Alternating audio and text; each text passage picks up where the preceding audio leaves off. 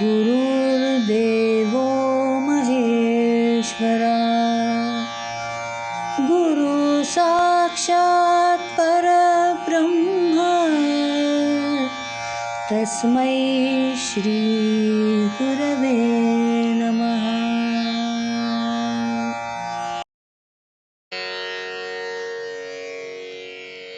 अलंकापुरी पुण्यभूमी पवित्र तिथे नांदतो ज्ञानराजा सुपात्र तया आठविता महापुण्यराशी नमस्कार माझा ज्ञानेश्वरासी।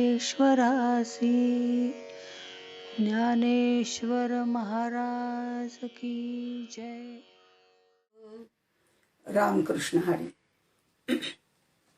सद्गुरूंना आपण वंदन केलं। ज्ञानेश्वर माऊली ज्यांचा हा अमृतानुभव आहे किंवा अनुभवामृत त्यांनी सांगितलेलं आहे, त्यांच्या चरणी विनम्र असं अभिवादन केलेलं आहे आणि वक्ता तो वक्ता नव्हे श्रोते विण अशा या जगदमूर्ती श्रोत्यांना तुम्हा सर्वांना वंदन करते। आणि सद्गुरू, माझे जे सद्गुरू आहेत समर्थ रामदास स्वामी यांच्या कृपेने अनुभवामृत सांगायला किंवा अनुभवामृताच्या अमृतानुभवाच्या मुद्दामून दोन्ही उल्लेख करते, कारण त्याचं विशेषत्व जे आहे ते आपण मागच्या वेळेला पाहिलेलं आहे। त्यामुळे या अनुभवामृतामधल्या शिवशक्ती समावेशन या प्रकरणाला मी आता सुरुवात करते। मागच्या वेळी आपण पहिले 5 संस्कृत श्लोक पाहिले होते, त्याचा परिचय करून घेतला होता, त्याचाही अर्थ आपण पाहिला होता। आणि आता हे शिवशक्ती समावेशन असं जे पहिलं प्रकरण आहे त्याचा आढावा आज आपण घेणार आहोत। ओव्यांना आता सुरुवात झालेली आहे आणि यातील ओव्यांचा विचार करताना एक गोष्ट लक्षात ठेवली पाहिजे की शिवशक्ती समावेशन हा अनुभव सांगत असताना ज्या वेळेला अमृताचा अनुभव सांगितला जातो त्याचा बोध इतरांना करून द्यायचा असतो, त्यावेळेला त्यांनी तो अमृताचा अनुभव घेतलेला नसतो। अशा वेळी इतरांच्या विविध अशा सामान्य अनुभवांपैकी कोणत्या तरी एका विशेष अनुभवाशी त्याचा संबंध जोडल्याशिवाय लौकिक असा जो हा भाग आहे तो त्यांना समजतो, पण अलौकिक भाग त्यांना समजत नाही। म्हणून अलौकिक किंवा पारलौकिक ज्याला म्हणतात त्या अनुभवाचा इतरांना बोध करून देणं त्याशिवाय अवघड असतं। ज्ञानदेवांनी इथे मिथुन प्रीतीच्या अनुभवाचं सूत्र हाती घेतलेलं आहे। अत्यंत उत्कट अपार अशी ही भक्ती आहे। यात सामान्य आणि विशेष असं मी मगाशी म्हटलं की सामान्य अनुभवांपैकी विशेष अनुभवाशी याचा संबंध जोडायचा असतो। आता मला सामान्य आणि विशेष या बाबतीत जर आपण विचार केला तर आपण जे नेहमीच्या अनुभवामध्ये किंवा व्यावहारिक भाषेत जे आपण शब्द वापरतो किंवा ती संज्ञा वापरतो त्याप्रमाणे त्याचा अर्थ नसून, कारण विशेष म्हटलं की आपल्याला जास्त महत्वाचं वाटतं, तर तसं नसून अध्यात्मामध्ये सामान्य आणि विशेष याचा थोडा अर्थ वेगळा आहे। आपण जर असं म्हटलं की मला पूजेसाठी काही फुलं हवी आहेत, हे सामान्य झालं, कारण मला कुठलीही फुलं चालणार आहेत पूजे करता। पण ज्या वेळेला मी असं म्हणते की मला सुवासिक फुलं हवीत त्यावेळेला ती सीमित होतात। त्यानंतर मी म्हणते मला गुलाबाची फुलं हवीत तर ती आणखीन सीमित होत असतात। त्यानंतर मी म्हणते मला लाल गुलाबाचीच फुलं हवीत, ते आणखीन सीमित होत जातं।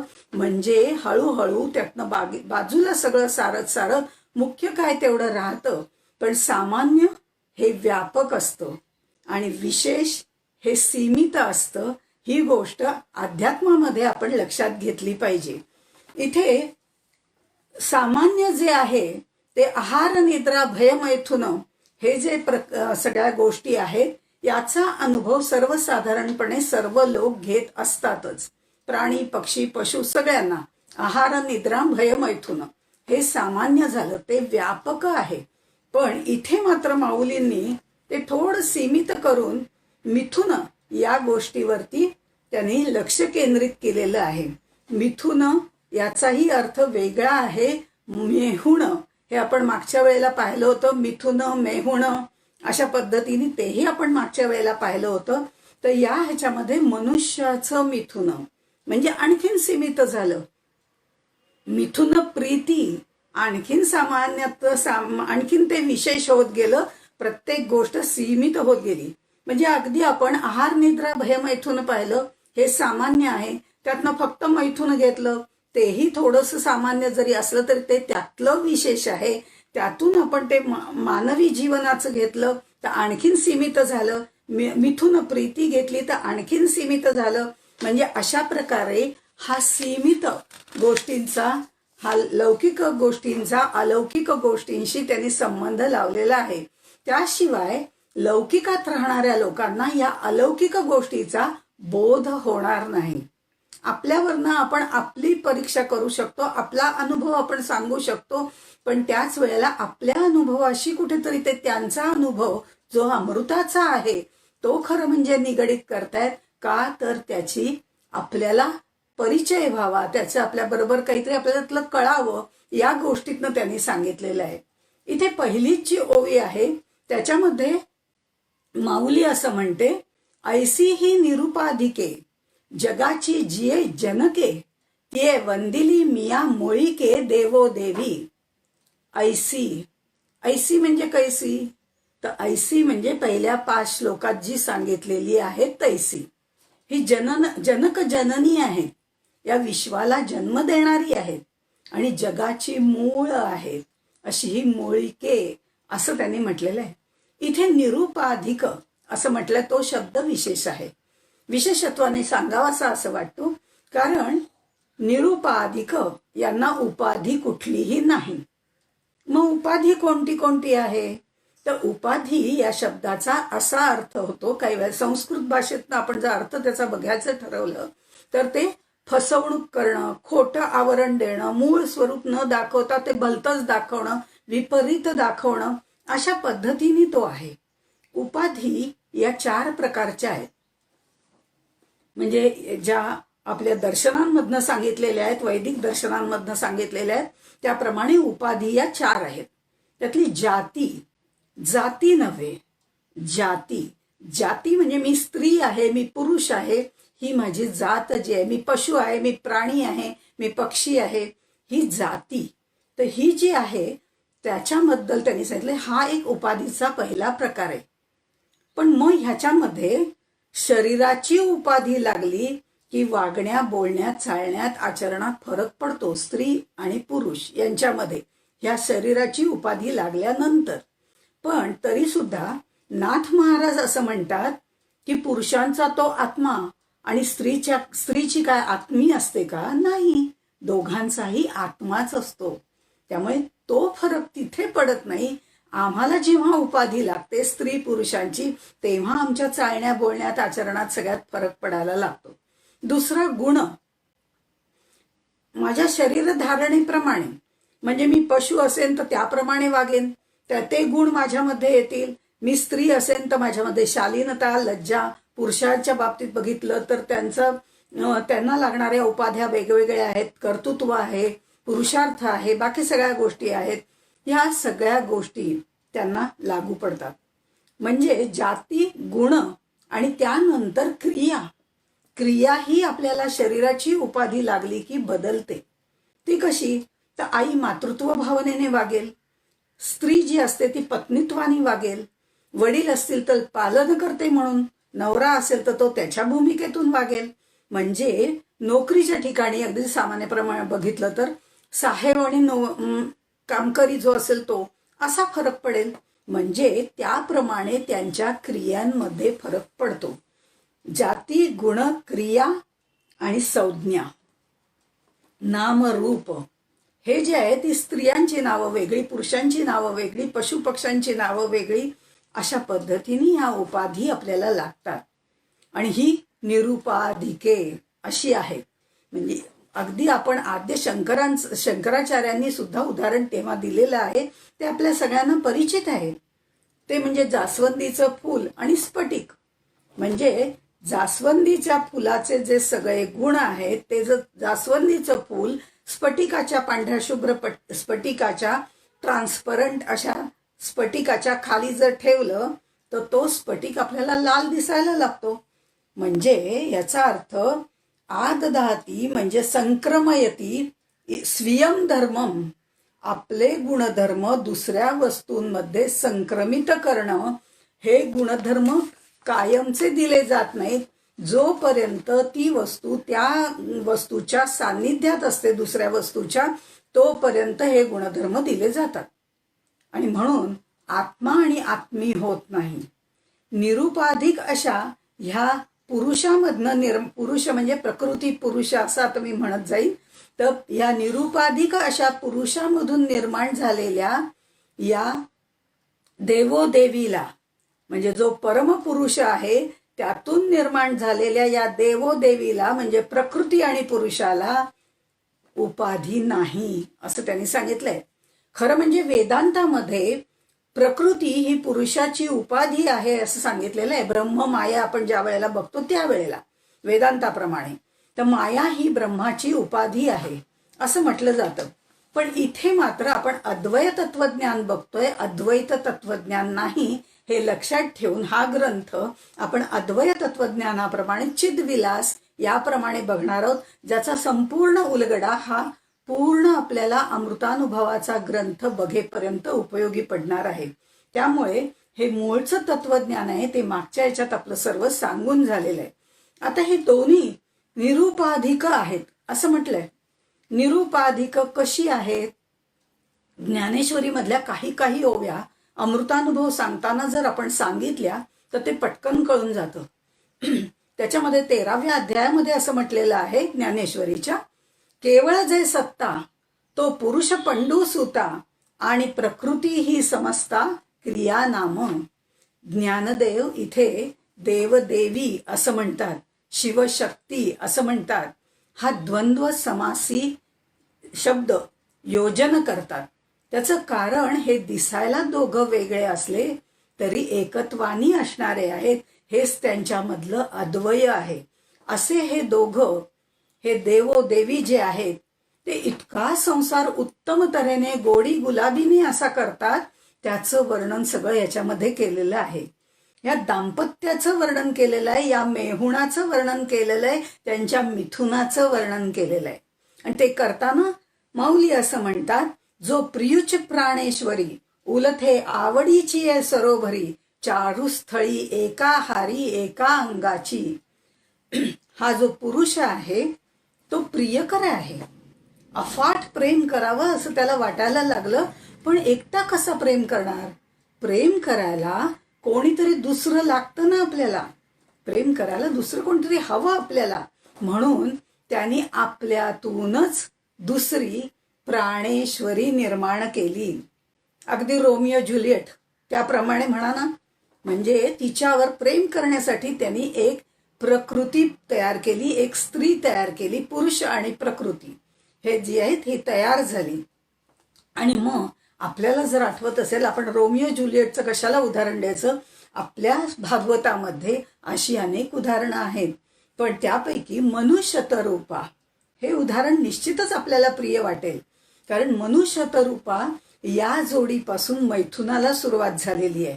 मैथुनानी संतती निर्माण व्हायला लागली आहे. पण यापूर्वी म्हणजे प्रजापती, दक्ष प्रजापती ह्या काळापर्यंत सर्व प्रजा ह्या मनोनिर्मित केल्या जायच्या, मनाच्या संकल्प शक्तीने निर्माण केल्या जायच्या.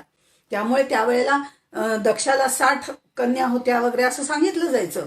म्हणजे हे सगळं जे आहे हे दक्ष प्रजापतीपर्यंत जर आपण बघितलं तर ते मनशक्तीने निर्माण होत होते.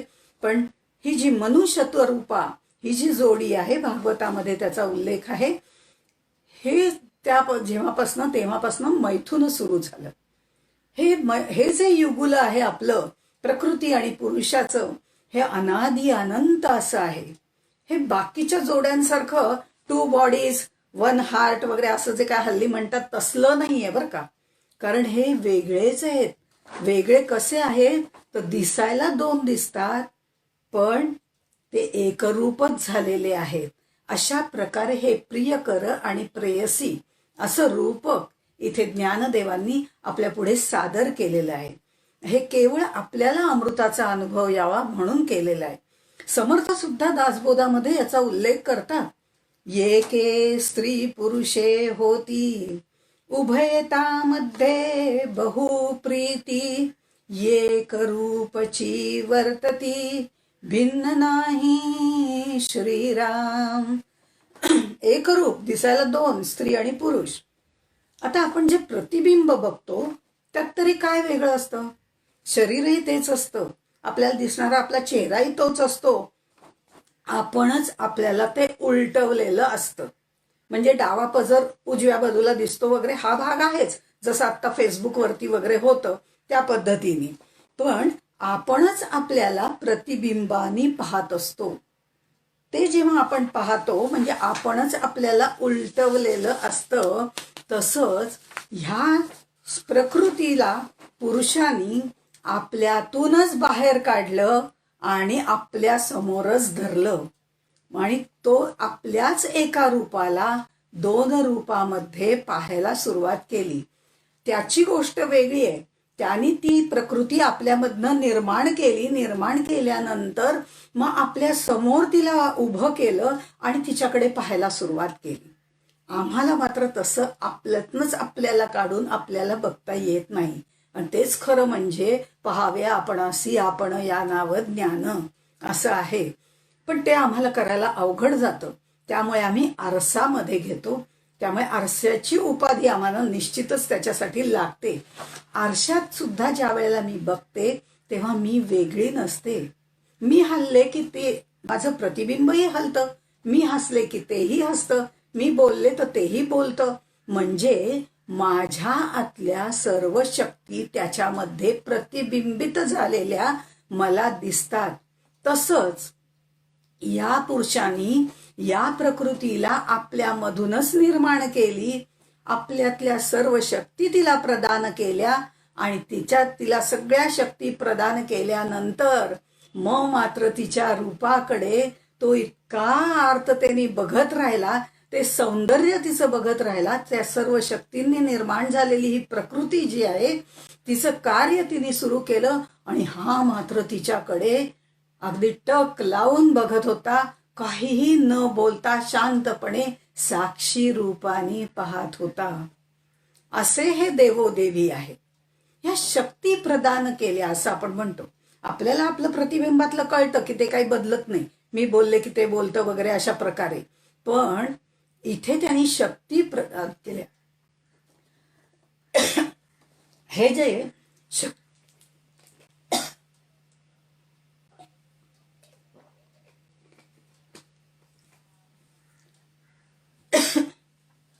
हे जे शक्ती प्रदान करणं आहे ते शक्ती, आता शक्तीचं शक्य हे कार्य आहे. शक्तीचं शक्य हे कार्य आहे. जेव्हा ती शक्ती शक्य म्हणजे तिचं जे शक्य जे आहे ते ज्ञान असतं आणि ते ती आपल्या कार्यामध्ये वापरायला सुरुवात करते, त्यावेळी ती ज्ञान शक्ती देत असते. ती स्वयंप्रकाशी आहे. ह्याने त्याला सगळ्या शक्ती दिलेल्या आहेत ना. तर त्यामुळे एखादं शक्य जर कार्य असेल तर तिची ती कार्य शक्ती असते. इथे या प्रकृतीला त्या पुरुषांनी सच्चिद आनंद या सर्व शक्ती देऊन टाकलेल्या आहेत. त्यामुळे ती विश्व कार्य करायला सुरुवात करते. ती सृजन करायला सुरुवात करते. तेव्हा त्या शक्तीला सृजन शक्ती असं म्हणतात. उत्सृज्य, ती आतून बाहेर आलेली आहे, त्याने तिला निर्माण केलेली आहे. पण ती जेव्हा सृजन शक्ती तिच्यामध्ये विस्तारित होते तेव्हा ती सृष्टी निर्माण करते, सृजन करायला सुरुवात करते. असं या पुरुषांनी त्या शक्तीला, त्याच्या प्राणेश्वरीला सर्व प्रदान केलेलं आहे. आता ह्या प्राणेश्वरी हा शब्द सुद्धा बघा, प्रेमी युगुल जे असतात ते हा शब्द वापरत राहतात. ते लव्ह लेटर्स वगैरे त्याच्यामधनं हा आपला अनुभव आहे. इथे ज्ञानदेव जे सांगतायत ते प्राणेश्वरी असं म्हटलेलं आहे त्यांनी. हा अमृताचा अनुभव आहे हे लक्षात घ्यायचंय, पण आपल्याशी ते कुठेतरी रिलेट करायला जात आहेत. ही जी आहे ही पंचप्राणांची ईश्वरी, प्राणेश्वरी, प्राणांची ईश्वरी अशी आहे. त्यामुळे प्राणांमुळे हृदय चालतं, प्राणांमुळे वाणी बोलते, प्राणांमुळे पचन होतं, रक्ताभिसरण होतं. सगळी सत्ता या 5 प्राणांवर आणि या उपप्राणांवरती जिची सत्ता आहे ती प्राणेश्वरी आहे आणि ती बिघडून चालत नाही. घरात सुद्धा आपल्याला सर्वांना कल्पना आहे, अनुभव आहे की प्राणेश्वरी जर चिडली, घरातली स्त्री जर चिडली तर घर सगळं डचमळायला लागतं. त्यामुळे तिला आनंदात ठेवणं हेही महत्वाचं आहे आणि ते मनुस्मृतीमध्ये सुद्धा सांगितलेलं आहे की स्त्रीला प्रसन्न ठेवा, आपोआपच घर प्रसन्न राहील. असो, पण इथे त्यांनी जे सांगितलेलं आहे ती या 5 प्राणांवरती जिची सत्ता आहे अशी ही प्राणेश्वरी आहे आणि तो प्राणच त्यांनी आपल्यामधनं बाहेर काढून ठेवलेला आहे, उत्सृज्य केलेला आहे, सृजन केलेलं आहे. विश्वाच्या आरंभी ज्या वेळेला सत्ता होती त्यावेळेला ती ह्याचीच एकम एव अद्वितीय असं होता. ती सत्ता त्याची होती नाही, ती आत्ताही आहे. ती असतची असे अशाच पद्धतीची आहे. पण आता त्याला ती सत्ता जरी असली तरी त्याच्याबरोबर हे असणे जे आहे हे जसं आतापर्यंत होतं तसं आता जाणवणे हेही त्याच्याबरोबर त्याला आता जाणवायला लागलं. कसं जाणवायला लागलं की ती सगळं कार्य करते, किती छान करते आणि मी नुसता निवांत बसतोय, तिच्याकडे बघत राहतोय, तिच्यावर प्रेम करतोय. असणं म्हणजे सत्ता आहे. तो हा प्रियकर आहे. त्याच्या हातात सगळी सत्ता आहे बरं का. त्यामुळे प्रकृतीला सुद्धा त्याच्या सत्तेच्या बाहेर जाता येत नाही. म्हणजे त्याची सत्ता आहे याचा अर्थ एक उदाहरण देते की एखाद्या खुंटाला दोरी लावलेली आहे आणि त्याला पुढे गाय बांधलेली आहे. त्या गायीला स्वातंत्र्य आहे की नाही? आहे ना. दोरी चांगली लांब आहे हो, त्यामुळे तिला इकडे तिकडे फिरता येतं. किती स्वातंत्र्य आहे? त्या खुंट्यापासनं दोरी जेवढी लांब जाईल तेवढंच स्वातंत्र्य आहे, त्यापेक्षा नाही. म्हणजे ते स्वातंत्र्य सीमित आहे. तसं या प्रकृतीला त्यांनी सर्व स्वातंत्र्य दिलेलं आहे, पण तरी सत्ता मात्र त्याच्या हातामध्ये आहे. हा सत्ता ज्याच्या हातात आहे तो प्रियकर आहे. ते असतची असे जो आहे तो प्रियकर आहे. पण ही जाणवणं, वाटणं असं जे आहे ना, म्हणजे असण्याला जेव्हा जाणवतं तेव्हा निराकारातनं आकार येतो आणि हा आकार जो येतो तो मात्र सीमित असतो. म्हणून त्यांनी तिला आपल्या समोर धरलेली अगदी उलथोनी अशा पद्धतीने मगाशी जे मी सांगितलं की हे सगळं स्वातंत्र्य, सत्ता या सगळ्या गोष्टी झाल्या. पण आता ह्याच्यानंतर ही एका अंगाचीच 2 अंग आहे, त्यांनी आपल्याच अंगातनं निर्माण केलेलं आहे. बिंब प्रतिबिंब आहे. ह्या सगळ्या गोष्टी मुद्दामून हे पहिले श्लोक जे आहेत ते विस्ताराने सांगते. मग पुढे पटापट आपल्याला पुढे जाता येईल. त्यांनी तिला सन्मुख ठेवलेलं आहे. आता हे सन्मुख ठेवणं कारण ते एकमेकांकडे पाहतायत. प्रेमी युगुल आहे आणि ते एकमेकांकडे पाहताय. त्यामुळे आपल्या समोर तिला धरून ठेवलेली आहे. आता आपल्या समोर तिला धरलेली आहे. मी जर समजा उदाहरण देते की मी देवाची पूजा करते, तर देव माझ्या समोर आहेत आणि मी त्यांची पूजा करते, मूर्तीची पूजा करते. म्हणजे माझं जर तोंड पूर्वेला असेल तर देवांचं तोंड पश्चिमेला असेल. देवांचं तोंड पश्चिमेला असेल, आपलं पूर्वेला असेल तर माझं पश्चिमेला असेल. म्हणजे बरोबर विरुद्ध दिशेला असेल एकमेकांच्या. पूजा करताना माझ्या समोर ते आहेत ते. तसंच ह्या पुरुषांनी त्या प्रकृतीला आपल्या मधून निर्माण केलेली आहे आणि आपल्या समोर तिला ठेवलेली आहे. आपल्या समोर तिला ठेवली आहे म्हणजे याचं तोंड पूर्वेला असेल तर तिचं तोंड पश्चिमेला आहे. म्हणूनच त्या दोघांचे गुणधर्म विलक्षण आहेत, विरुद्ध लक्षणांचे आहेत. पुरुष आणि प्रकृती या एकमेकांच्या विरुद्ध लक्षणाची असली तरी दोघही एकच आहेत. त्याचं कारण ती दिसायला 2 दिसतात पण असतात एकच. आणि ती आहेत कुठे, तिचं ते सौंदर्य भोगण्याकरता स्थान सुद्धा चांगलं पाहिजे ना. चारू स्थळी एकाहारी असं म्हटलेलं आहे. हे चारू स्थळ, चारू म्हणजे अत्यंत रमणीय असं स्थळ, हे कोणतं आहे तर हे प्रकृती पुरुष जी दोघे जण आहेत ती त्या परमशिवाच्या, परम सदाशिवाच्या त्याच्या वरती ती अधिष्ठित आहेत. हे दोन्ही युगुल त्याच्या वरती आहेत, त्यामुळे ते चारू स्थळ आहे. हे परमशिव, शिव किंवा प्रकृती आणि पुरुष ह्याच्यात फरक आहे. सदाशिव, परमशिव हा याच्या अधिष्ठानावरती हे प्रकृती पुरुष आहे. तो जो भाग आहे सदाशिव परमपुरुष हा आपण गुरुस्तवनामध्ये पाहणार आहोत. आता हे दोघं जण इतके एकमेकांच्या प्रेमात पडले की काय विचारूच नका. तो सारखं तिच्याकडे बघतोय, ती कार्य करते आणि तो आपला साक्षी रूपाने बघतोय, पण तिची सगळी जी कार्य आहेत ही याच्या विरुद्ध चाललेली आहेत, तरी पण तो आपला आनंदामध्ये तिथे राहिलेला आहे. हा त्यांचा खेळ चालू आहे. आवडीने वेगे एक एकाती गिळती अंगे.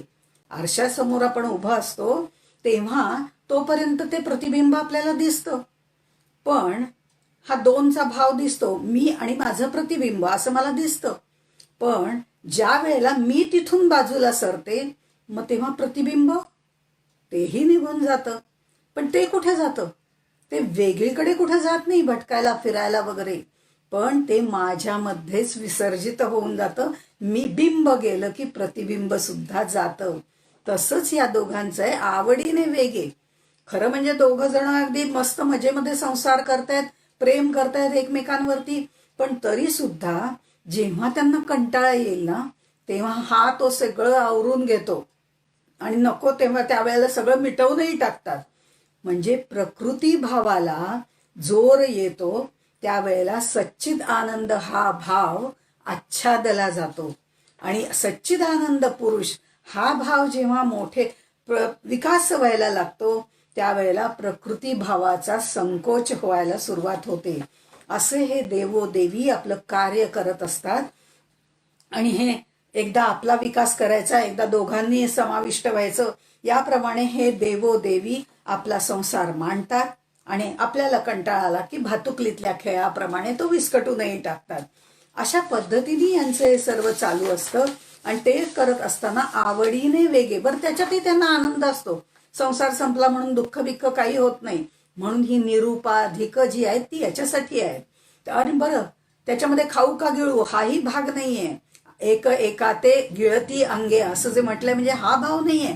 प्रेमाने संसार करतात, कंटाळा आला की प्रेमाने मिटवूनही टाकतात. हा ठावोवरी वियोग भेडे, जे बाळ जगा ये वडे, वियाली परी न मोडे दोघुलेपण. ही 6वी ओवी आहे अमृतानुभवामधली. असा या दोघांचा संसार सुरू झाला.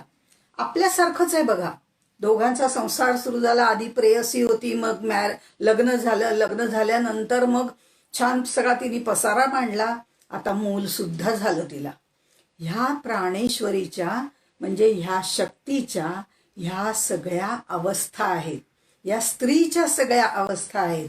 आणि ज्ञानदेवांनी हा देवोदेवीचं जे स्वरूप आहे ते आपल्याला कळावं या दृष्टिकोनातून मांडलेलं आहे. हा संसार अवाढव्य आहे, त्यामुळे त्यांना जे बाळ झालं ना ते सुद्धा केवढं मोठं आहो, जगा एवढं बाळ झालं. जे बाळ जगा येवडे, बरं किती मोठं, कारण सगळंच मोठं ना, संसारही मोठाच आहे त्यांचा. त्याप्रमाणे ते बाळ सुद्धा मोठं झालेलं आहे. आणि हे मोठं बाळ सांभाळताना, आता हे बाळ सांभाळायला पण पाहिजे ना. आपल्या संसारामध्ये ज्या वेळेला स्त्रीला बाळ होतं त्यावेळेला तिचं लक्ष थोडंसं नवऱ्यापासून थोडं डायव्हर्ट होतं आणि त्या बाळामध्ये जास्त होतं, त्याच्यामध्ये जास्त रमते. या पुरुषाला सुद्धा तसं वाटलं की हे बाळ सांभाळताना तिचं जर लक्ष त्या बाळाकडेच लागलं तर मग ती आपल्याकडे कधी लक्ष देणार. त्यापेक्षा एक करूया की ह्या आधी मुळामध्ये तो पुरुष जो आहे तो अवाढव्य आहे. त्या पुरुषाने ज्या वेळेलाच तिच्यावर प्रेम करायचं तेव्हा सुद्धा त्याला आपल्या मांडीवर घेतलं होतं. आपण बघतो आपल्या ज्या देवदेवता आहेत त्याच्यापैकी काही देवांनी देवतेला मांडीवर घेतलेलं आहे. ती त्यांची शक्ती असते. जसं इथे ही याची शक्ती आहे, त्या शक्तीला म्हणजे त्या प्रकृतीला या पुरुषाने आधी मांडीवरच घेतलं होतं, कारण तो प्रेमात पडलेला होता. पण आता बाळ झाल्यावर तिचं लक्ष आपल्यापासून दूर जाऊ नये असं वाटायला लागल्यावर त्याने त्या बाळालाही आपल्याच मांडीवर घेतलं. म्हणजे तिलाही आपल्या मांडीवर घेतलं, त्या बाळालाही आपल्या मांडीवर घेतलं. याचा अर्थ या परब्रह्माने जे विश्व तिच्या आधाराने निर्माण केलं ते त्याच्यामध्येच आहे, कारण तो 360 डिग्रीज भरलेला आहे. दशांगुळे उरला म्हणजे तो आपले 10 बोट उरलेला आहे असं आपण म्हणतो. ती 10 बोट म्हणजे ही जी पोटाची, आपण जर पोटापासनं म्हणजे बेंबीपासनं जर वरती 10 बोट आपण जर आडवी अशा पद्धतीने जर ठेवली, बेंबीपासनं ठेवली, तर त्याचं स्थान हृदयाशी आहे. बरोबर बेंबीपासनं आपल्या हृदयापर्यंत ह्या 10 बोटांचं स्थान आहे. आडवे असे हात जर आपण दिसत असेल तर तसे केले तर ते दशांगुळे, ते नुसतं हे ब्रह्मांड त्याच्या एकांशेन स्थितो जगत आहे. बाकीचे दशांगुळे उरलेले एवढा अवाढव्य आहे. त्यामुळे दोघांनाही त्यांनी आपल्यामध्ये सामावून घेतलेला आहे. त्यामुळे या दोघांचा दोघुलेपणा कुठेही विघडत नाही, म्हणजे त्यांच्यामध्ये भेद होत नाही.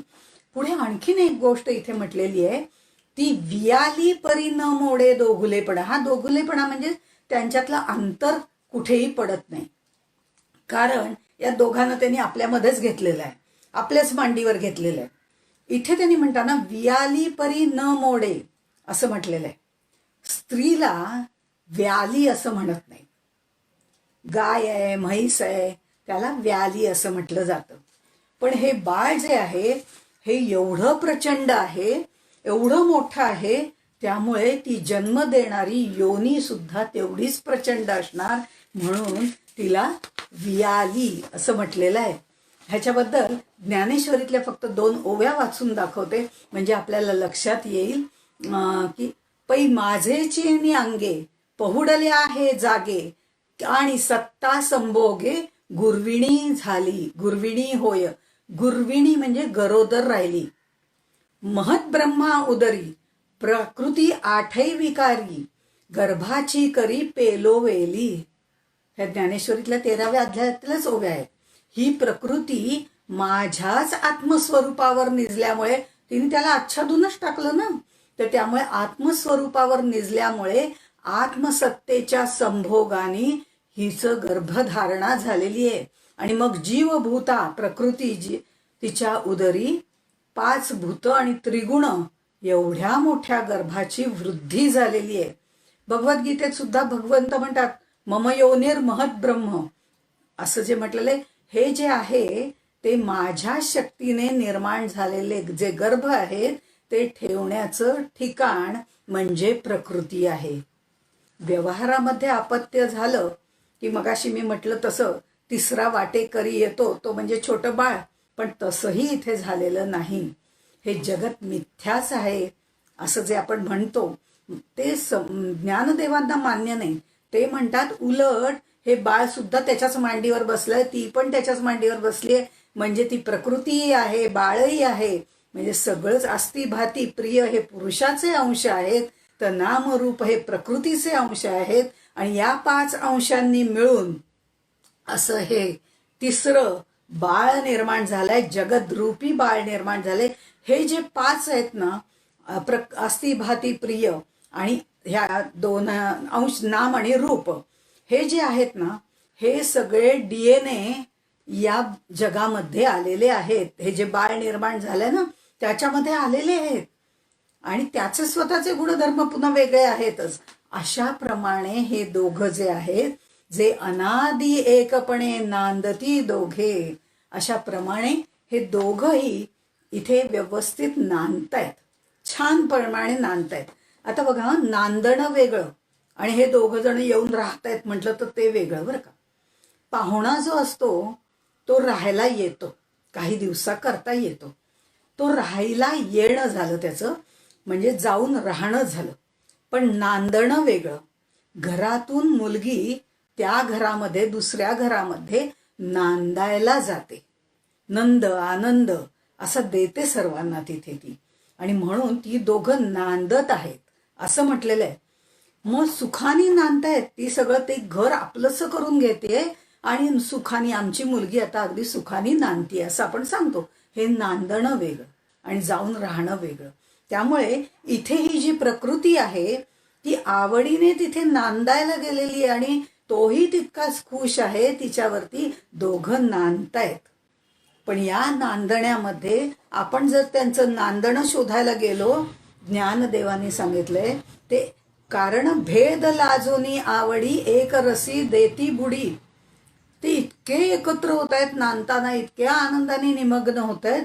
पण म्हणून तुम्ही ते कसं नांदतायत बघूया बरं, नक्की प्रकृती कुठली, पुरुष कुठला हे बघूया बरं, असं म्हणून जर शोधायला गेला तर मिठाची भावली जसं तळ शोधायला निघाली की ती तळ शोधूच शकत नाही, ती त्यातच विरघळून जाते. तसंच यांचा जर आपण तळ शोधायला गेलो तर आपणही त्याच्यामध्ये विरघळून जातो.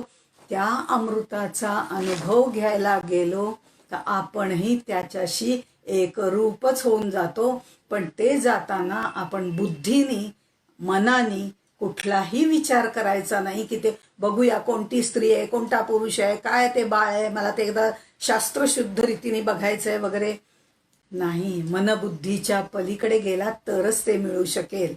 कारण ते दोघं जण एकमेकांशिवाय अपूर्णच आहेत. कारण जेणे देवी संपूर्ण देवी, जेणे देवे संपूर्ण देवी, जिये विण काही ना तो गोसावी. तिचं सर्व अस्तित्व त्याच्यावर अवलंबून आहे. समुद्र असेल तर लाटा येणार आहेत. म्हणजे हे लक्षात ठेवायला पाहिजे की समुद्र असेल तर लाटा येणार आहेत. त्याची सत्ता असेल तोपर्यंत ही उड्या मारणार आहे, ते तरंग निर्माण करणार आहे. पण ती नसेल तरी सुद्धा तो तिच्यावर अवलंबून आहे. त्याला जर त्या लाटा दाखवायच्या असतील, त्याला जर आपलं अस्तित्व सिद्ध करायचं असेल तर त्याला तिचाच हात धरावा लागतो. ती नसेल तर हा गोसावी असं म्हटलेलं आहे. देह दमन करून एकांतामध्ये कुठेतरी आपण राहतो. मी आहे असंही काही समजत नाहीये. शून्यवत म्हणून जो राहतो तो गोसावी असतो. पण प्रेमात पडला तर मात्र हा काय म्हणतो, मी असेल तर तू जगशील आणि तू असशील तर मी जगेन. म्हणजे काय, तू माझी प्राणेश्वरी आहेस, तुझ्याशिवाय मी जगू शकत नाही आणि माझ्याशिवाय तू जगू शकत नाही. आपण जर उपनिषदाचा विचार केला तर प्राण आणि रई, त्या प्राणाला धारण करणारी रई असावी लागते. अशा पद्धतीने ते सगळं वर्णन केलेलं आहे. त्याचा अर्थच असा आहे की आपण अद्वैत तत्वज्ञानामध्ये जसं म्हणतो की ब्रह्माशिवाय मायेला अस्तित्व नाही आणि मायेशिवाय तो प्रगट होऊ शकत नाही, तसंच अद्वयामध्ये हे शब्द न वापरता प्रकृती आणि पुरुष हे शब्द वापरलेले आहेत. आणि म्हणून या दोघांची प्रेमाची गोडी वाढत गेली तर मात्र ते दोघं एकमेकांना भरून टाकतात. ते पूर्णपणे विश्वात्मक होऊन जातात आणि विश्व वेगवेगळ्या प्रकारे नटवतात. आणि ते विश्व म्हणजे त्यांचं बाळ, ते सुद्धा इतकं नटून थटून राहतं की आम्ही हा सगळा चिदविलास उपभोगू शकतो. आणि मग ते नामरूप जे तिने धारण केलेलं आहे, जे त्यांनी सच्चिदानंद स्वरूप केलेलं आहे, ते दोघे अतिशय एकत्र होतात. एकत्र होतात म्हणजे कैसा मेळू आलिया गोडिये, दोघे न माती जगी इये, की परिमाणू ही माझी वावे मांडिली आहाती. पुरुष आणि प्रकृती या परस्पर आवडीचा हा इतका योग मस्त आहे, इतका अप्रतिम आहे की पुरुषाच्या योगाने ती नटलेली आहे. तिने सौंदर्य आभूषण घातलेली आहेत, सौभाग्याचं लेणं घातलेलं आहे आणि अनेकत्वाने नटून हे विश्व निर्माण झालेलं आहे. हे जे मोठं बाळ झालं ना, त्यानंतर त्या दोघांना असं वाटायला लागलं की खरंच आहे, आपल्याला एकमेकांसाठी अजिबात वेळ देता येत नाही. अगदी आपण एकरूप आहोत, सगळं ठीक आहे रे, पण तरी सुद्धा आपल्याला खेटून बिलगून बसता पण येत नाही. कारण ते असं वाटायला लागलं आता की हे बाळ एवढं मोठं मोठं होत चाललंय आणि आता खेटून बसता येत नाहीये. की परिमाणू ही माझी उवाये मांडली आहाती. मग यांनी काय केलं, परमाणू अणू याच्यामध्ये सुद्धा जाऊन बसायला सुरुवात केली. आधी मुळात अणू आणि परमाणू किती सूक्ष्म आहेत बघा, आणि त्या सूक्ष्मात जाऊन बसायला त्यांनी सुरुवात केली. आणि ज्या वेळेला कमी जागा असते त्यावेळेला खेटून बिलगूनच बसावं लागतं की नाही.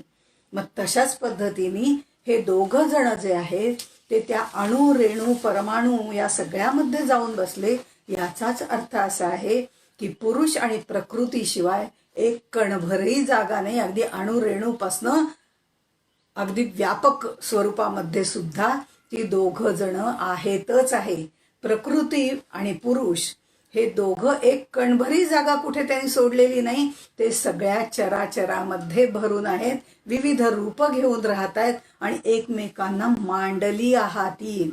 मांडणं वेगळं बरं का, आणि ठेवणं वेगळं. ठेवणं म्हणजे आम्ही कुठे जाऊन एखादी गोष्ट ठेवून देतो, पण मांडणं म्हणजे संसार मांडलाय, अतिशय नीटनेटकेपणाने मांडलाय. दोघं एकदम अशी टकाटक बसलेली आहेत. म्हणजे हे गौर आपण मांडतो, गौर ठेवली म्हणत नाही, आम्ही गौर मांडली आहे म्हणतो. तिच्या भोवतीचे आरास मांडतो. तसे हे विश्वरूपी बाळ जे आहे ते मांडलेलं आहे, दृश्याने नटवलेलं आहे. अस्थिभाती प्रिय नाम रूप या सगळ्या गोष्टींनी युक्त असं झालेलं आहे. त्यामुळे ही जी दोघं आहेत ना ते एकदम मांडल्यासारखी बसली आहेत, म्हणजे टकाटक बसलेली आहेत, एकदम जिच्या तिथे बसलेली आहेत. अशा पद्धतीने या ज्ञानदेवांनी या देवोदेवींना संसारातल्या प्रत्येक गोष्टीमधनं फिरवलेलं आहे. हे संसार आम्हाला जवळचा आहे, हा प्रपंच आम्हाला जवळचा आहे, आणि त्या प्रपंचातले आमचेच अनुभव त्यांनी घेतलेले आहेत आणि आमच्याच अनुभवाच्या आधारावरती त्यांनी देवोदेवीचा संसार मांडलाय. पण आमचा संसार आणि त्यांचा संसार यात महद अंतर आहे, हे आपल्याला नंतर जाणवायला सुरुवात होते.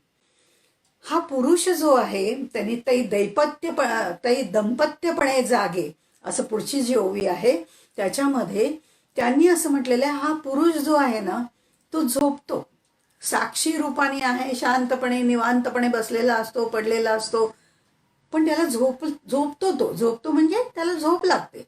तो शांतपणे आहे, स्वत्व विसरून जातो, आपलं स्वतःचं अस्तित्वच तो विसरून जातो. तो निर्गुण निराकार खरं म्हणजे आहे, पण तो झोपून जातो. बरं, तो झोपला की हिचं फावतं, मग ही त्याची सगळी शक्ती घेते, आणखीन सृजन करायला सुरुवात करते. म्हणजे काय असतं की नवीन नवीन लग्न झालेलं असतं, पगार सगळा आपल्या हातामध्ये दिलेला असतो, म्हणजे सर्व शक्ती आपल्या हातामध्ये दिलेली असते, आणि ही सगळी शक्ती आपल्या हातामध्ये दिल्यानंतर मग राहू दे, आज आता आपण त्याच्यासाठी खायला हे करूया, उद्या त्याच्यासाठी खायला ते करूया, का तर त्या नवऱ्याला पुरुषाला आपल्याबद्दल प्रेम निर्माण झालं पाहिजे, आपल्याबरोबर त्यांनी राहिलं पाहिजे. मग आपण त्याच्यासाठी काय काय गोष्टी तयार करायला सुरुवात करतो, मग व्यवस्थित दिसण्यासाठी साड्या आणायला सुरुवात करतो. हे जी आपली सगळी संसारातली आहेत ना, वेगवेगळी रूप घेतलेली आहेत ना, तसं हा सगळा पगार दिल्यानंतर ती वेगवेगळे पदार्थ करते, आपल्याला सौंदर्याने नटवते, असं ती तिच्या कार्यामध्ये मग्न होऊन जाते. आणि तो त्यांनी सांगितलेलं असतं, आता हा पगार तुझ्या हातात दिलेला आहे, आता तू काय ते कर आणि महिना भागव, म्हणजे सगळं तू व्यवस्थितपणे कर, आणि मी आता काही करणार नाही. तो आपला शांत तिच्याकडे बघत बसतो, कसा संसार करते ती. आता ही शक्तीला सगळ्या शक्ती दिल्यामुळे ती घडामोडी करायला सुरुवात करते. घडणे आणि मोडणे, घडवणे आणि मोडणे हे प्रकृतीचं कार्य आहे. आणि या वेळेला त्या पुरुषाच्या आत्मभावाचा संकोच झालेला आहे आणि प्रकृतीचा विकास झालेला आहे. जया दोघा माझी एखादे, विपाये उमजले होय मी दे, तरी घरवात गिळुनी नुसदे काही करीना. त्यावेळेला नंतर मग त्याला जाग येते. आता झोपून उठतो ना तो नवरा, हिने बरेच पदार्थ केलेले असतात छान छान, की तो उठल्यानंतर त्याला खायला देता येईल, चहा करता येईल, अशा पद्धतीने त्यांनी सगळे निर्माण केलेले पदार्थ आहेत. सुग्रास, मोह पडेल असे पदार्थ निर्माण केलेले आहेत. आता तो जागा झाला. जागा झाल्यावरती त्याला भूक लागली, आणि आता त्याला भूक लागल्यानंतर ती म्हणते, हे केलंय, ते केलंय, ते केलंय. तो सगळं गिळून टाकायला सुरुवात करतो. वा वा, काय मस्त आहे, हे छान केलंय, ते छान केलंय, असं करून तो सर्व बिना तक्रार खायला सुरुवात करतो. इतकं खायला सुरुवात करतो की शेवटी तिलाही गिळंकृत करतो. आत्मतत्व जोपर्यंत सुप्त असतं तोपर्यंत आपण मायेच्या भ्रमात अडकलेला असतो. आत्मतत्व जेव्हा जागृत होतं तेव्हा हे जग नष्ट व्हायला लागतं. हे पूर्णपणे ते जग सुद्धा त्याच्यामध्ये विलय पावायला लागतं. ते विलय पावल्यानंतर ही असणारी माया किंवा प्रकृती हे सगळं सुद्धा पुन्हा मावळायला लागतं, नष्ट व्हायला लागतं, तो सगळं गिळंकृत करायला लागतो. मावळीत नवल उदयला चंडांशू मावळीत विश्वाभासू, हे जे आहे त्याप्रमाणे सर्व गोष्टी घडायला लागतात. परमेश्वराशी ऐक्य असलेलं मी पण म्हणजे मी माझे ही सगळी प्रकृती आहे. हे मी माझं एकदा का त्याच्यापासून निराळ झालं की जीव दशा सुरू होते. खऱ्या मीचं विस्मरण होतं आणि नामरूपाने संकुचित झालेल्या माझी जीव दशा सुरू होते आणि ते सुख मिळवण्यासाठी मी दाही दिशा फिरायला सुरुवात करतो. विषयात रमतो आणि चैतन्याला विसरतो आणि या विस्मरणाने मी म्हणजे देह मानायला लागतो. हेच तत्वज्ञान त्याच्यामध्ये सांगितलेलं आहे. पण एक गोष्ट लक्षात ठेवायची की सांख्य दर्शनामध्ये प्रकृती आणि पुरुष हे स्त्रीलिंगी पुल्लिंगी शब्द वापरलेला असतो. त्या पुरुष हा त्याचा लौकिक अर्थ नसून जीवाच्या ठाई असणारं चैतन्य तत्व म्हणजे तो पुरुष आहे आणि जड जे शरीर आहे ती म्हणजे प्रकृती आहे, ते म्हणजे क्षेत्र आहे. हे लक्षात ठेवायचे. उपनिषदांप्रमाणे जर बघितलं तर प्राण आणि रई हे त्यांचं रूपक आहे. इथे ह्या विवरणासाठी माऊलींनी काही थोडेसे दृष्टांत दिलेले आहेत. खरं म्हणजे दृष्टांताची मालिका निर्माण करणं, ते दृष्टांत देणं हा माऊलींचा खेळ अगदी अत्यंत सुंदर रीतीने अमृतानुभवामध्ये आपल्याला पाहायला मिळतं.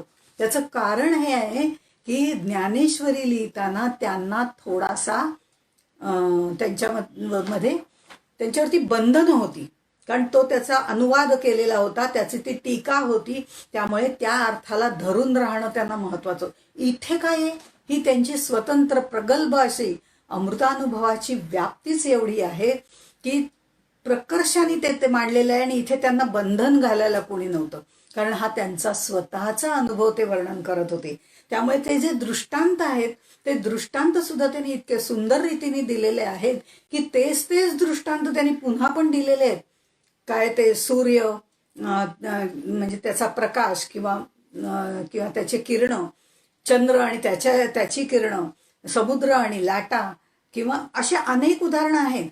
पण तीच उदाहरणं त्यांनी वेगवेगळ्या अँगलनी प्रत्येक ठिकाणी दिलेली आहेत. त्यामुळे ती जर आपण पाहायला गेलो तर त्याचा विस्तार खूप होईल. आपल्याला हे 10-11 दिवसामध्ये संपवायचं आहे, त्यामुळे त्याचा उल्लेख करत नाहीये. पण नुसतं जाता जाता सांगते की हे दिसायला 2 दिसतात पण असतात एकच, हे सांगण्यासाठी त्यांनी जे दृष्टांत दिलेले आहेत ते 2 टिपऱ्या, नाद एकच आहे. टिपऱ्या दिसायला 2 दिसतात, एकच हवेमध्ये फिरवली तर आवाज नाहीये, पण दोन्ही जेव्हा एकमेकांवर आपटल्या जातात, दोन्ही दोघांच्या जवळ येऊन बसतात, बिलगुन लागतात, बिलगुन बसतात, त्यावेळेला त्यातनं नाद निर्माण होतो. म्हणजे 2 टिपऱ्या एक नाद. 2 फुलं जरी दिसली आपल्याला, गुलाबाची 2 फुलं आहेत, वास किंवा सुगंध त्याचा एकच असतो. दिवे 2 आहेत, 2 पणत्या लावलेत, प्रकाश एकच आहे, याचा हा आणि त्याचा तो असं नाही दाखवता येत. डोळे 2 आहेत पण दृष्टी एकच आहे. असे हे 2 जण दिसायला वेगवेगळे दिसले तरी सुद्धा ते एकच आहेत. हे जे त्यावेळेला सगळं ती प्रकृती निर्माण करते, त्याच्या शक्तीवर निर्माण करते, त्यावेळेला हे त्याचं विश्वात्मक रूप असतं.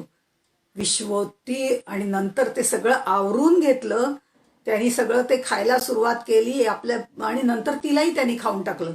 म्हणजे मायाही नष्ट झाली, ती प्रकृतीही नष्ट झाली आणि तिलाही त्यांनी आपल्यामध्ये घेतलं सामावून. म्हणजे तोच एकम एव अद्वितीय राहतो.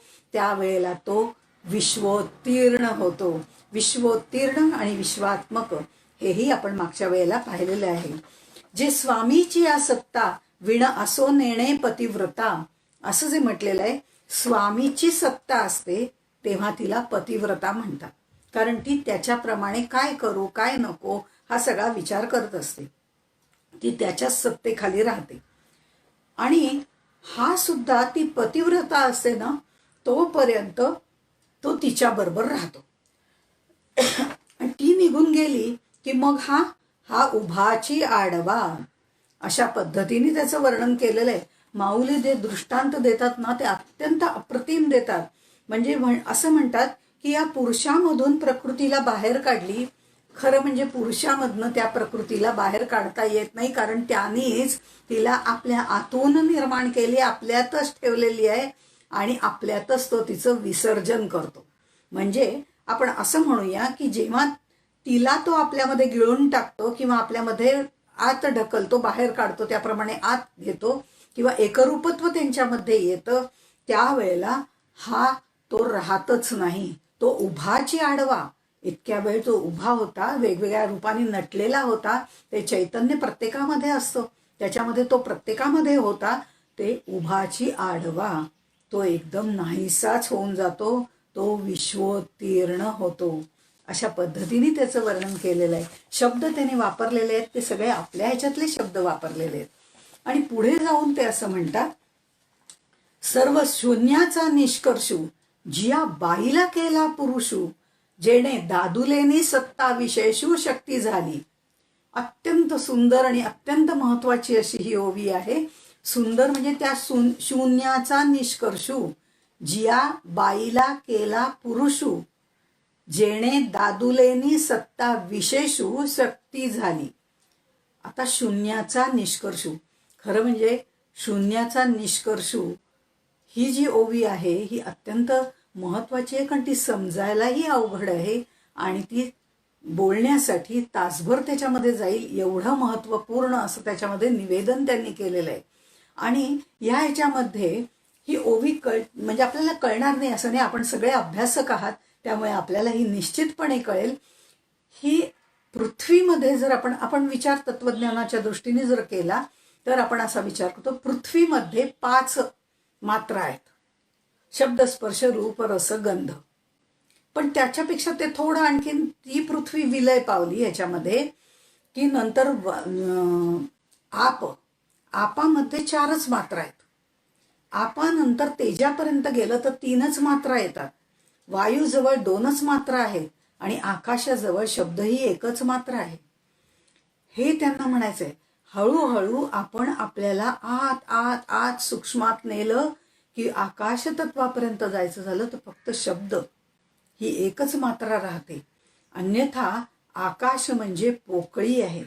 आकाश म्हणजे काहीच नाही आणि काहीच नाही पोकळी म्हणजे ते शून्य आहे. आणि म्हणून बऱ्याच वेळा ही शब्द मात्रा बाजूला केली की आकाश आणि परब्रह्म एकच समजलं जातं. तेच तत्वज्ञान इथे सर्व शून्याचा निष्कर्षू या शब्दातनं सांगितलेलं आहे.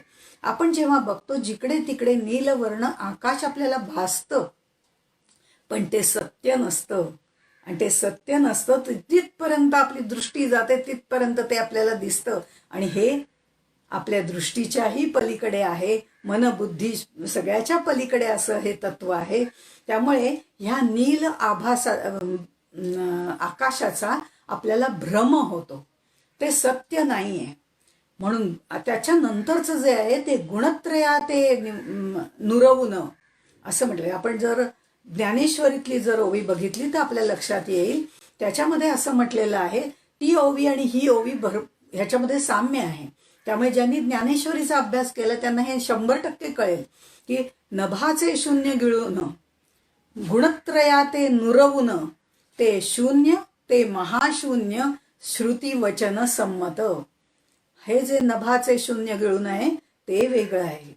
त्याच्यानंतर मग जे आहे ते गुणत्रया ते नुरवून, इथे हे त्रिगुण सुद्धा निस्त्रय गुण्ये भवार्जुन असं म्हटलेलं आहे ना, निस्त्रय गुण्यो भवार्जुन. तर ते गुणत्रया ते नुरवून, ते त्रिगुण सुद्धा उरता कामा नाहीत. कारण या त्रिगुणातल्या तमोगुणापासूनच तर ही पंचमहाभूत निर्माण झालेली आहेत. म्हणजे ज्या वेळेला ह्या संपूर्ण प्रकृतीचा लय पावेल त्यावेळेला ती त्याच्यामध्ये समावून जाईल. त्या प्रकृतीच्या शेवटपर्यंत आपण जातो. ते शून्य जे आहे ते प्रकृतीचं शून्य आहे, ते अज्ञानाचं शून्य आहे. त्या अज्ञानातून आपण पुढे जायचंय सर्व शून्याचा निष्कर्षू. ते करताना काय करायचंय तर त्रिगुण न उरवून, हे त्रिगुण सुद्धा हे करायचंय. मग आमचा शून्यातून महाशून्याचा प्रवास सुरू होतो. आता शून्य ते महाशून्य हे अर्धी नाही पाव ओवी आहे फक्त, पण हा प्रवास प्रचंड आहे, खूप मोठा प्रवास आहे शून्य ते महाशून्य. कारण शून्य म्हणजे अज्ञान. नंतर आम्हाला ज्ञान होतं, पण ते अज्ञानाधिष्ठित ज्ञान असतं. अज्ञानाच्या पायावर उभं असलेलं ज्ञान असतं. ते आपण पुढे बघणार आहोत. मग होणार आहे ते ज्ञान आम्हाला होतं. आम्हाला अहम ब्रह्मास्मी कळायला लागतं. अहम ब्रह्मास्मी कळलं तरी आमचा अहम जात नाही. त्या अहमचा सुद्धा विलय व्हावा लागतो. त्यावेळेला तो प्रवास महाशून्यापर्यंत होतो. हा शून्य ते महाशून्य हा प्रवास आहे. तिथे तो परमशिव आहे. आणि त्या परमशिवाचं जे आहे ते भरीव शून्य आहे. सच्चिद आनंद स्वरूप आपण म्हणतो, पण त्याही पेक्षा त्या पलीकडचं ते आहे.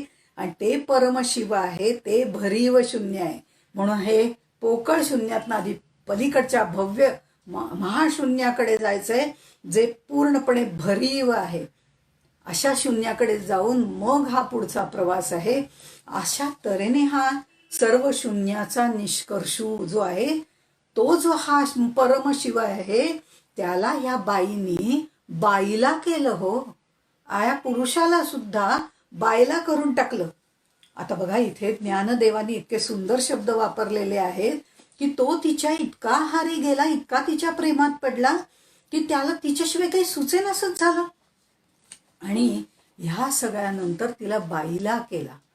त्या असं आपण जेव्हा म्हणतो ना बऱ्याच वेळा, ह्याच्यामध्ये जर आपण बघितलं तर हे बाईला केला हा निर्लेप आहे, शुद्ध आहे, पण हिच्या तावडीत सापडला ना, त्यामुळे तो तिच्या आहारी गेला असं ते सांगतायत. हे आपल्या लौकिक जीवनामध्ये आपल्याला माहिती असतं.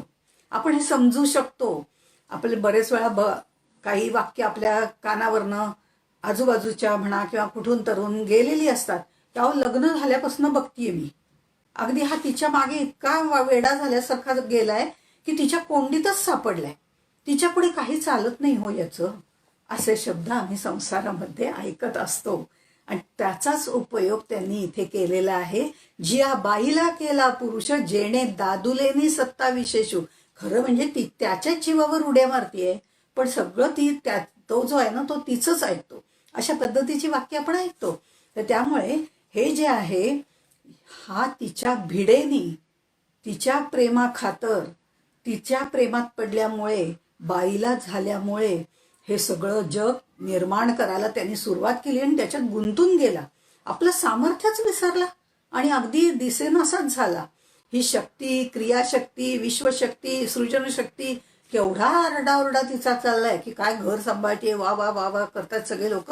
हा मात्र आतमध्ये शून्यवत होऊन बसलेला आहे. त्याच्याकडे कुणाचंच लक्ष नाही हो. जेणे दादुलेनी सत्ता विशेषू, केवळ त्याच्या सत्तेवरती ही सर्व करतीये, पण इथे त्याचं सत्ता पण झाकोळून जात आहे.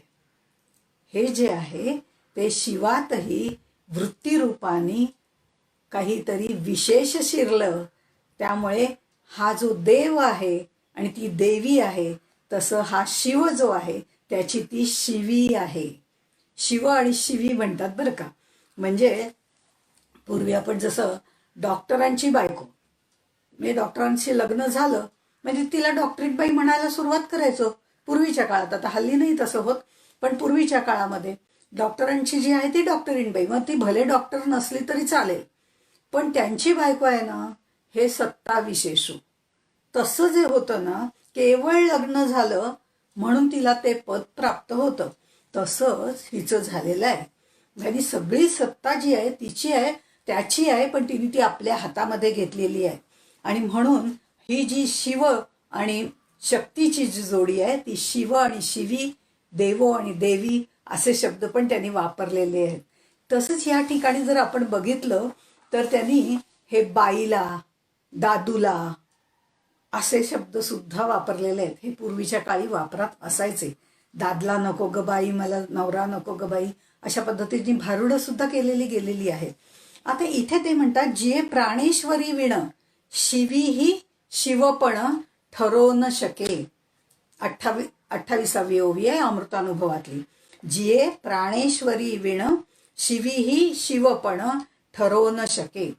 आपण शिव हा शब्द पाहूया. शिव जर शब्द पाहिला तर श अधिक ई अधिक व, बरोबर, शिव. आता यातनं त्या ईला बाहेर काढून टाका. ते ई शक्ती रूप आहे तिचं. तिला जर बाहेर काढलं तर राहतं ते काय? शव. आणि हे शव राहतं याचाच अर्थ तो आडवा पडला, असं जे वर्णन मगाशी आपण ऐकलं ना, ती जर बाहेर पडली तर हा आडवा पडतो, म्हणजे ह्याचं शव झाल्यासारखं होतं. या श अधिक ई अधिक व मधनं ई काढल्यानंतर शव राहतं.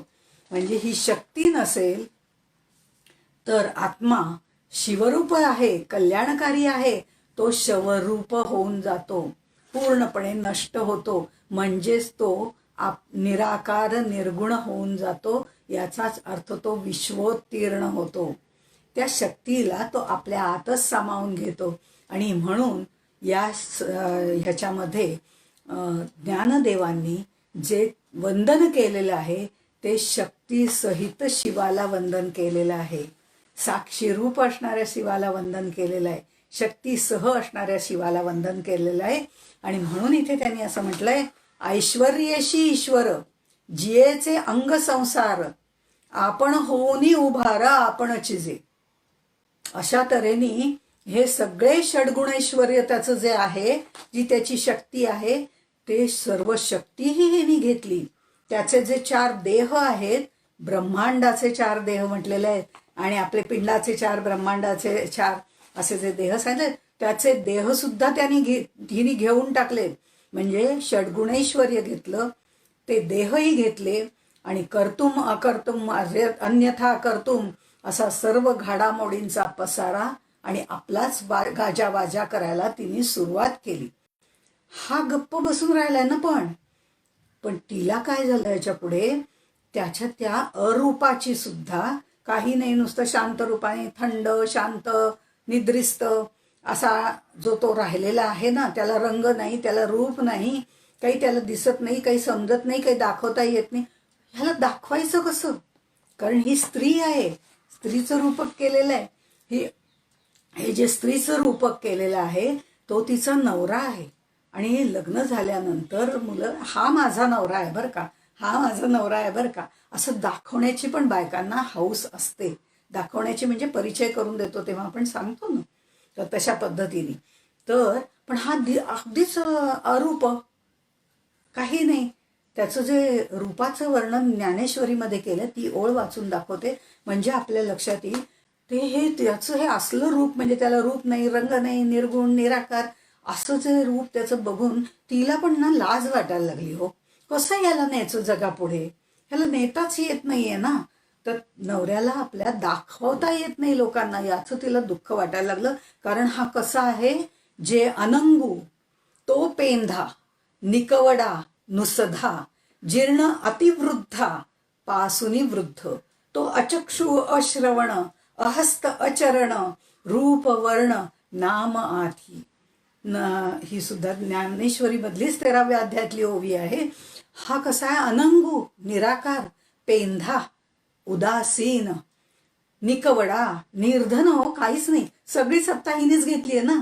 नुसधा एकटाच आहे, जीर्ण वृद्ध असा झालेला आहे. त्याला डोळे नाहीयेत, त्याला कान नाहीयेत, त्याला हातपाय नाहीयेत, ह्याला रूप दाखवायला न्यायचं कसं? मग हिनी काय केलं माहितीये का, हिनी त्या अनामाला नाम दिलं, त्या निर्गुणाला सगुण केलं, ज्याला चरण नाहीत त्याला चरण दिले, रूप रंग नाही त्याला रूप रंग दिलं. कारण त्या अरूपाची तिला लाज वाटायला लागली होती. त्याला वस्त्रालंकारांनी असं मढवलं, एवढं मढवलं की तो आत कसा दिसतोय हे बघायचं काही कारणच नाही. त्यामुळे त्याला वस्त्र अलंकारांनी मढवलं. आणि मग त्याला घेऊन ही मिरवायला बाहेर पडली.